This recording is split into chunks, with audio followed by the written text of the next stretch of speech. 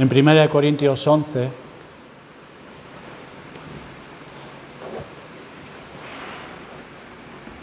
versículos del 23 al 26, he titulado este sermón Cristo, verdadera comida y bebida espiritual para su iglesia. Vamos a leer el texto. Porque yo recibí del Señor lo que también os he enseñado, que el Señor Jesús, la noche que fue entregado, tomó pan y habiendo dado gracias lo partió y dijo: tomad, comed, esto es mi cuerpo que por vosotros es partido, haced esto en memoria de mí. Asimismo tomó también la copa después de haber cenado, diciendo: esta copa es el nuevo pacto en mi sangre, haced esto todas las veces que la bebiereis en memoria de mí. Así pues, todas las veces que comiereis este pan y bebiereis esta copa, la muerte del Señor anunciáis hasta que Él venga. Claro, ustedes se preguntarán, bueno, ¿y si la cena del Señor es la semana que viene? Pero he visto oportuno, hermanos, predicar este mensaje una semana antes de celebrar y participar en la cena del Señor y no predicar dicho mensaje ese día, porque se suele predicar mensajes así ese día del Señor. Mi motivación a querer predicar este tema es por algunas inquietudes personales con respecto a este mandamiento de Cristo para su iglesia, y pienso igual que yo tengo inquietudes e incertidumbres, también algunos de ustedes pueden tenerlas, y sería de mucha fortaleza y consuelo si el Espíritu Santo quiere alumbrar nuestro entendimiento para que todos juntos podamos participar con más entendimiento y más emoción de esta institución de nuestro Salvador Jesucristo y poder apropiarnos de todos los beneficios de ello y ser librados de errores y obstáculos. En el pasaje que hemos leído, lo que vemos sin profundizar mucho es que es un mandamiento de Cristo para la iglesia. Cristo nos pide que debemos ejercer una memoria de Él al participar y considerar los elementos físicos de dicha ordenanza. Pues nos habla del sacrificio de Jesucristo por nosotros. Es una comunión con el Cristo resucitado y con sus redimidos. Y también nos garantiza un regreso a este mundo de nuestro Salvador. Los puritanos tenían una perspectiva muy alta de la cena del Señor. Ellos dijeron que la cena del Señor es un encuentro terrenal con el Cristo celestial. Stephen Charnock, algunos de ustedes quizás lo conozcan, es un puritano de 1628 a 1680, dijo de la cena: en esta acción hay más comunión con Dios que en cualquier acto religioso.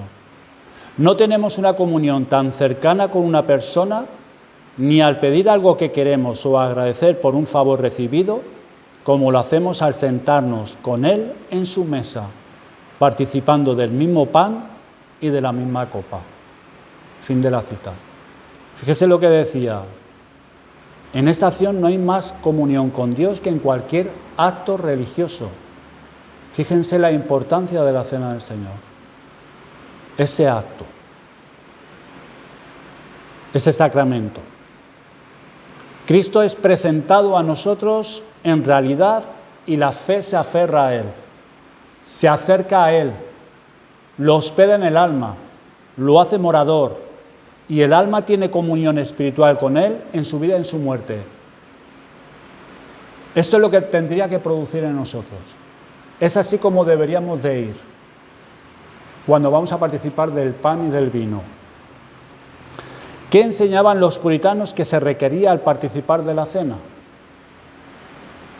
Pues John Wilson, otro puritano, escribió que al participar de la cena debemos ejercer una memoria de Cristo, llena de asombro, reverencia, lamento en quebrantamiento de corazón por nuestros pecados, odio contra nuestros pecados, agradecimiento y confianza en Cristo para nuestra justificación total.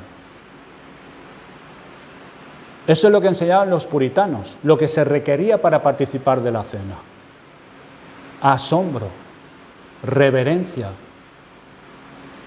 lamento de quebrantamiento de corazón por nuestros pecados odio por nuestros pecados. Escribió también, nuestros corazones incluso deben arder en afecto por Él. Cuando recordamos los grandes ríos de ira que rompieron sobre el alma de Cristo y aún así no retiró su amor por nosotros. Fin de la cita. Los puritanos ponían un valor tan grande en entender el sacramento bíblicamente y en practicarlo espiritualmente. Tenían una perspectiva muy alta de la cena del Señor. Por lo tanto, nosotros también hemos de tratar preguntas doctrinales sobre el significado de la cena del Señor y, en segundo lugar, cómo los miembros hemos de participar de la cena. El primero es el verdadero significado de la cena del Señor. Los puritanos fueron herederos de los debates de la Reforma sobre la cena del Señor. La cena del Señor se convirtió en el punto focal de los debates doctrinales durante la Reforma. Martín Lutero había alejado las iglesias de la Reforma de la misa romana como sacrificio continuo en el cual, por el milagro de la transustanciación, vaya palabra, la carne y la sangre de Jesucristo son ofrecidos nuevamente como sacrificio expiatorio, teniendo poder para perdonar pecados. Esto es lo que practicaban los católicos romanos y lo que enseñaban. La herejía romanista enseña que literalmente el pan se convierte en el cuerpo de Cristo y el vino en su sangre, literal, y el sacerdote ofrece el sacrificio de Cristo cada vez que se celebra la Eucaristía o la misa. Pero no solamente los puritanos tuvieron que posicionarse en contra de las enseñanzas papistas, sino también contra los luteranos. Lutero enseñó que el cuerpo y la sangre de Cristo estaban tan unidos con los elementos que estaban presentes local y físicamente y eran comidos con la boca. Sabemos que Lutero, el Señor lo salvó, pero él tenía un trasfondo católico romano. Y eso, hubo muchas cosas en él a lo largo de su vida que todavía tenía mucho del catolicismo romano. Él creía esto y enseñó esto, que el cuerpo y la sangre de Cristo estaban tan unidos con los elementos, con el pan y el vino, que estaban presentes local y físicamente y eran comidos con la boca. En contraste, Calvino enseñó que por fe, quienes participan de la cena elevan sus corazones y su mente en alto, donde está Jesucristo, en la gloria de su Padre, y donde lo procuramos para nuestra redención, para ser hechos partícipes del cuerpo y la sangre de Cristo de una manera espiritual y al mismo tiempo real. Pero esto subraya la diferencia entre Calvino y los puritanos también. Hay un énfasis en la participación celestial de los puritanos. En lugar de elevar nuestros corazones y nuestra mente a Cristo y participar de Él en lo alto, como enseñaba Calvino, los puritanos enfatizaron, como lo hizo Thomas Cranmer, que Cristo en ese momento que estamos participando del sacramento, desciende a nosotros en el sacramento por medio de su palabra y su Espíritu, ofreciéndose a sí mismo como nuestra comida y bebida espiritual, pero de una manera espiritual. Pero es muy importante porque el Señor está aquí con nosotros en ese momento. Cristo desciende a nosotros. No es que nosotros elevamos nuestros corazones, como enseñaba Calvino, y nuestra mente a Cristo que está sentado en la diestra de Dios, sino que en ese momento Cristo viene, desciende a nosotros en el sacramento por medio de su palabra y su Espíritu, y se ofrece a sí mismo como nuestra comida y bebida espiritual. Este reformador, Thomas Cranmer, selló con su propia muerte su oposición a la misa romana y a esta herejía acerca de la cena del Señor. Fue un mártir. Su perspectiva y la de otros puritanos acerca de la cena es que aseveraban que Cristo estaba presente espiritualmente, mientras que los romanistas y los luteranos enseñaban acerca de una presencia corpórea o física. Por lo tanto, los puritanos rechazaron tanto la posición católica romana como la luterana, de que Cristo estaba físicamente presente en los elementos de la cena del Señor. Los puritanos veían la transustanciación como repulsivo, no solo en lo que respecta a las Escrituras, porque no lo enseña las Escrituras, sino incluso al sentido común y a la razón. ¿Cuáles son entonces los errores papales en la cena del Señor? Pues el Espíritu Santo dice en las Escrituras que Cristo se ofreció a sí mismo una sola vez, Hebreos 9:15. Pero los papistas repiten cada vez en la misa el sacrificio de Cristo para remisión de los pecados.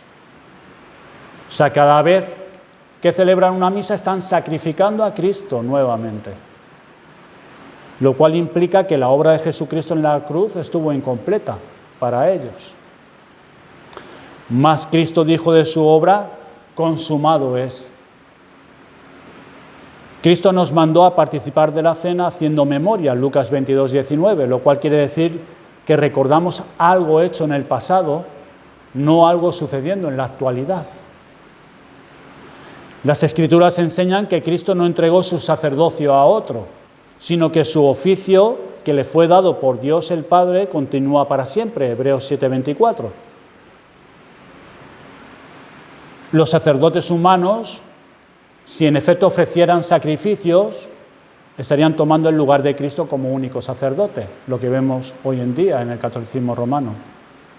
Si el sacerdote católico romano ofrece el cuerpo y la sangre reales de Cristo a Dios, ese sacerdote se convierte en un mediador entre Dios y Cristo.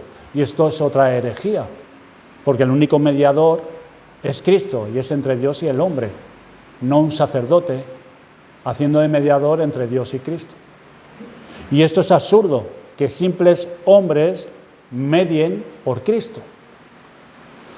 Así que hemos de usar el sentido común y preguntarnos qué beneficio es que podamos comer la carne de Cristo y beber su sangre literalmente. Más bien sería algo monstruoso. Y también convierten el pan en un ídolo, pues la hostia, como lo llaman, o el pan en la caja, es llevado en procesión y es adorado en ese momento de la misa, diciendo que es el cuerpo literal de Cristo. Pues le añaden también poderes inherentes de Dios para otorgar gracia. Y eso es otra herejía también. William Perkins, otro puritano, dijo: ninguna acción en la dispensación de un sacramento confiere gracia. Y prosiguió: más bien, los sacramentos obran dirigiendo la mente de los creyentes con las promesas del pacto, llevándolas a considerar esas promesas racionalmente y así ser confirmados en fe. También especificó que la gracia conferida no es la gracia de la justificación, sino un incremento de la santificación. Esos medios, ese sacramento nos ayuda para nuestra santificación, nunca para nuestra justificación. Nunca vamos a recibir el perdón de pecados por participar del pan y del vino. Ni tienen ningún poder para perdonar pecados. Antes hemos considerado lo que los puritanos, a diferencia de Lutero y Calvino, creían acerca de la presencia de Cristo. Los puritanos enfatizaron que Cristo desciende a nosotros en el sacramento por medio de su palabra y su espíritu, de una manera espiritual.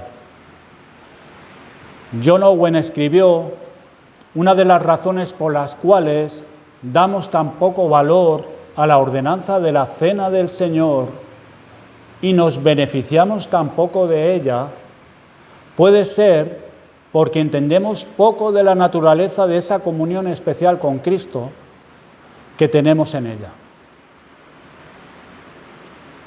Otro puritano llamado Edward Reynolds escribió: el fin principal del sacramento es unir al fiel con Cristo. Afirmó una presencia real, verdadera y perfecta de Cristo en la cena del Señor, pero de una manera espiritual. Pero no se refirió solo, cuando se refiere a esa presencia real, como a la omnipresencia divina de Cristo, sino que Cristo está presente por medio de la obra poderosa de su Santo Espíritu.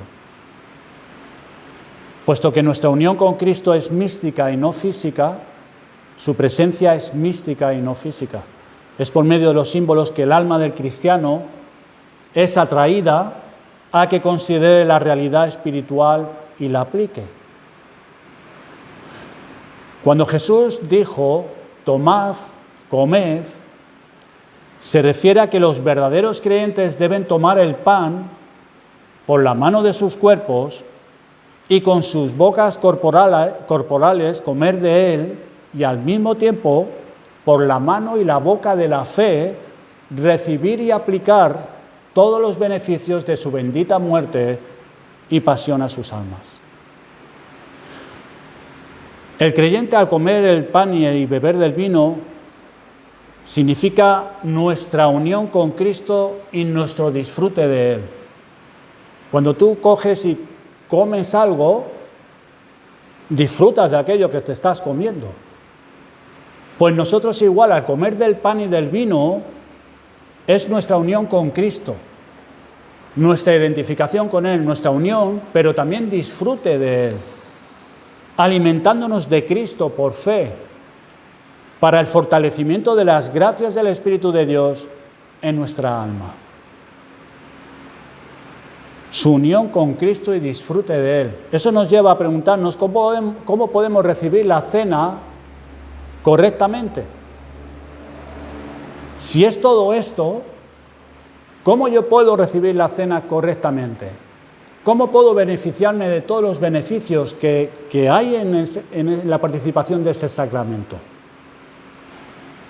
Antes de responder a esa pregunta, hemos de considerar ciertos obstáculos que estorban, que nos pueden estorbar de recibir todos los beneficios del sacramento. La cena del Señor, aunque esté abierta para todos los creyentes, no todos los creyentes participan plenamente en ella o de ella. ¿Y qué obstáculos hay que estorban, que nos pueden estorbar a la hora de participar de la cena del Señor? Pues el primer obstáculo es el diablo. Ese es el primer obstáculo. Thomas Watson escribió: Satanás intentará obstaculizar el sacramento como Saúl obstaculizó al pueblo de la miel. El diablo estará contigo en el sacramento para robarte el consuelo y estorbar tu disfrute del gozo del que podrías llenarte en él.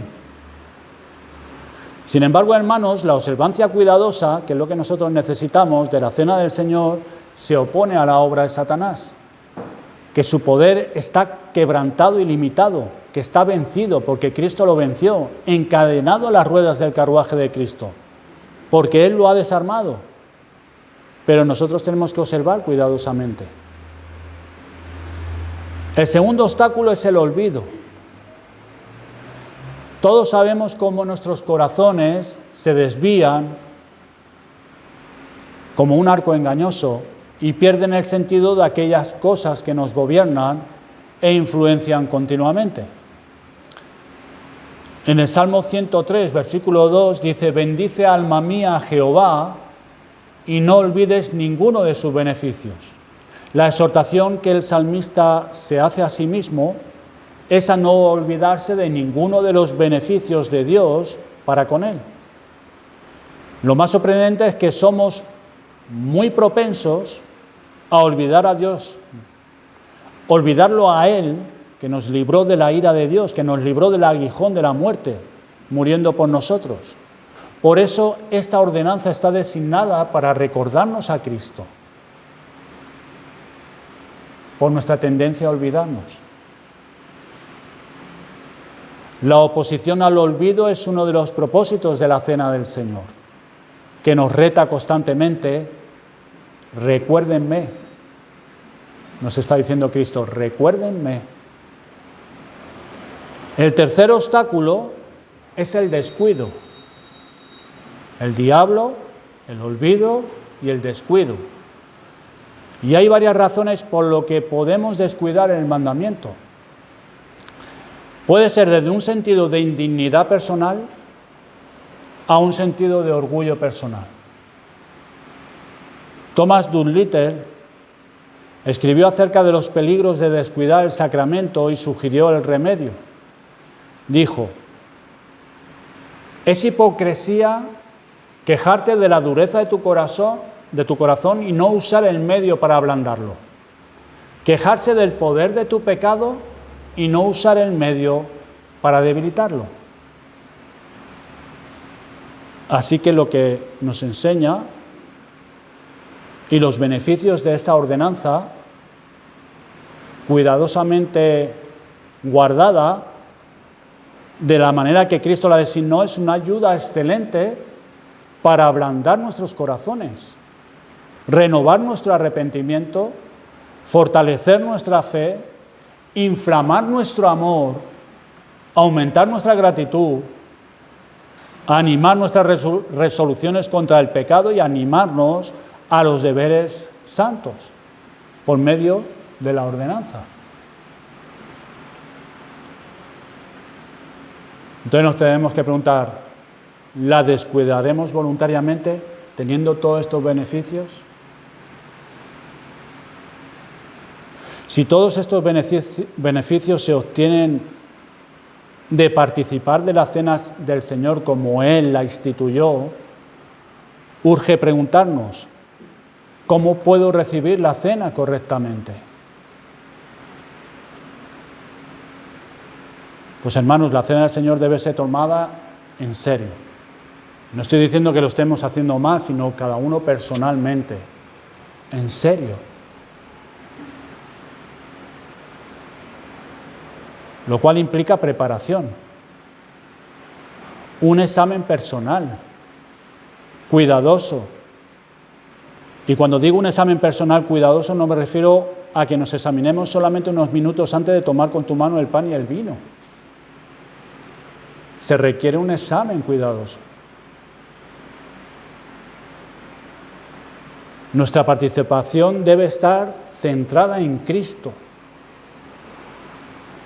en su persona, en su obra, centrada en Él. Cuando yo estaba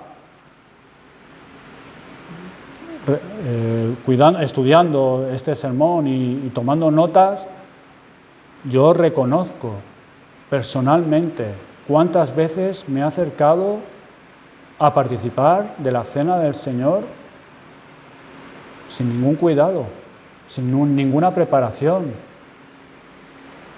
cargado con cosas. ¿Qué beneficios puedo obtener? ¿Qué comunión puedo tener en ese momento con el Señor? Y yo no quiero eso. Debe estar centrado en Cristo.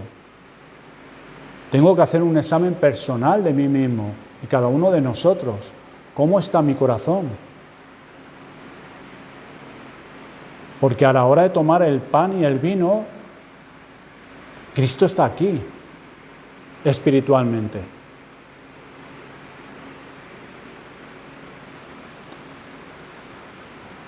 ¿Cómo estoy con mi hermano?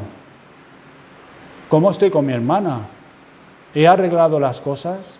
Si el tomar el pan y el vino es mi identificación con Cristo, pero también mi identificación con mi hermana, con mi hermano, ¿cómo estoy? Pues requiere un examen personal. ¿Cómo estoy andando en mi vida diaria? ¿Cómo está mi comunión con el Señor? Jonathan Edwards escribió: esta es la confirmación más solemne que podrías imaginar. Es más solemne que un juramento. Y luego más tarde añadió, está enfatizando la importancia de la cena del Señor. Los que tratan con desdén aquellos símbolos del cuerpo abatido de Cristo y su sangre derramada, se hacen culpables del cuerpo y de la sangre del Señor. Es decir, de su asesinato.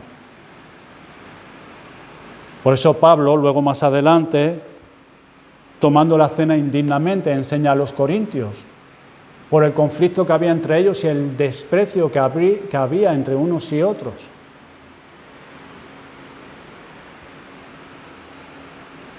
Por eso dice en el versículo 29, porque el que come y bebe indignamente sin discernir el cuerpo del Señor. Es como que se sienta ahí y toma el pan, el vino y no discierne ni los sufrimientos de Cristo ni su pasión, hay en él un compromiso, una renovación.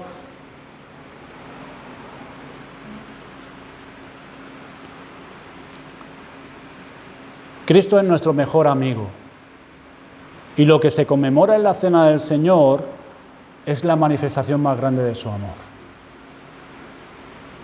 El acto de bondad más grande que alguna vez haya habido, sobrepasando infinitamente todos los actos de bondad hechos por los hombres a otros. Fue la demostración de bondad y gracia divina más grande que ha habido. Y nosotros lo recordamos por medio de esos símbolos. ¿Qué requiere de nosotros? En esos momentos cuando vamos a participar de la cena, pues requiere solemnidad por nuestra parte.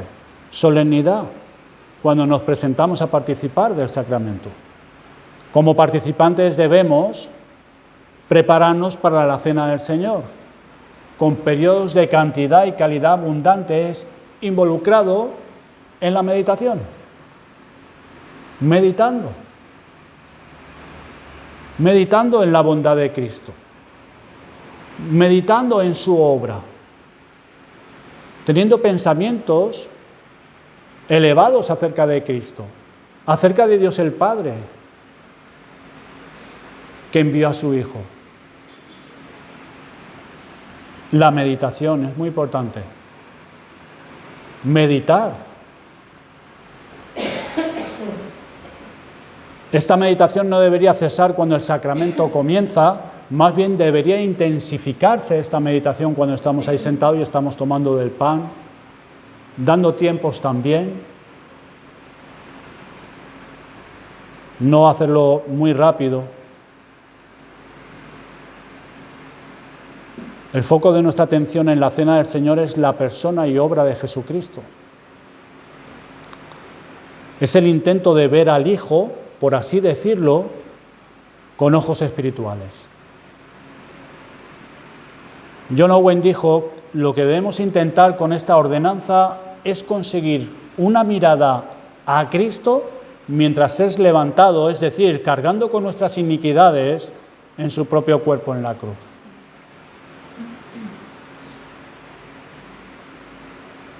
Y dice, que Dios nos diera por medio de esta ordenanza una mirada de su Hijo. Si Dios nos da tal mirada de Jesucristo, producirá un involucramiento emocional en nosotros. Y estas emociones serán múltiples, hermanos. Experimentaremos dolor por nuestros pecados, que dieron muerte a Cristo, y experimentaremos gozo por la muerte de Cristo por esos pecados. Y ambos deben estar. Esta mezcla de afecto le hace bien al creyente en la mesa del Señor. Podemos llorar por nuestros pecados porque han dado muerte a Cristo cuando contemplamos los símbolos y estamos meditando y tenemos esa imagen de Cristo en el Calvario, que Él sufrió allí por nosotros. Y aún así regocijarnos en que Cristo murió por nuestros pecados. Y Él impartirnos todo el bien de su obra redentora a nosotros en ese momento. ¿Cuántos beneficios obtenemos de participar de la cena del Señor? Los puritanos dijeron que la cena del Señor es un encuentro con Cristo. Tanto Dios como el creyente actúan el uno hacia el otro.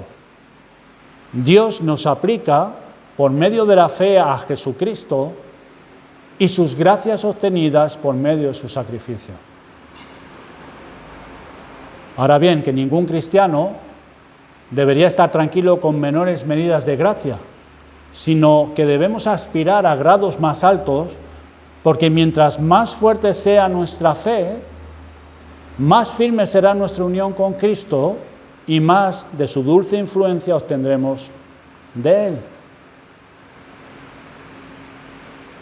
Así que, hermanos, la cena del Señor fue ordenada para exhibir a Cristo, para que le pudiéramos contemplar con ojos espirituales, para que Él pueda impartir todos los bienes y beneficios que Él ha obtenido, impartírnoslo ahí, en ese momento, cuando estamos ahí sentados, para aumentar la unión mística de la Iglesia con Cristo, su cabeza. Y así como la comida natural fortalece nuestros cuerpos, convirtiéndose esa comida en parte de ellos, así es cuando recibimos el alimento espiritual de la cena en el cuerpo vital de Cristo, de tal manera que Cristo, estando unido a nosotros, por medio de estos santos misterios, nos consuela, nos refresca, fortalece, gobierna y nos dirige en todos nuestros caminos. Así que, queridos hermanos, si atendemos debidamente a esta doctrina y la cultivamos, encontraremos que es de tremenda utilidad para el fortalecimiento de nuestra fe. ¿Por qué? Porque estimulará tus afectos santos en ti y tu avance en toda buena obra. Así que acerquémonos a la mesa del Señor para aumentar nuestra fe en Cristo y amor por Dios, para aumentar nuestro gozo en el Espíritu Santo. Participemos con reverencia y en obediencia, mostrando gratitud a Dios por su misericordia derramada sobre nosotros en Cristo. Acerquémonos para obtener poder contra nuestros pecados, porque el Señor nos renueva, nos fortalece, nos vigoriza, con lo cual, si participamos como debemos participar, vamos a obtener beneficios, donde vamos a obtener poder contra nuestros pecados. Podemos tener una unión con Cristo, una unión real, y hemos recibido de Él todos los beneficios. Y sobre todo para recordar y mostrar la muerte de Cristo hasta que Él venga. El Señor dijo: haced esto en memoria de mí.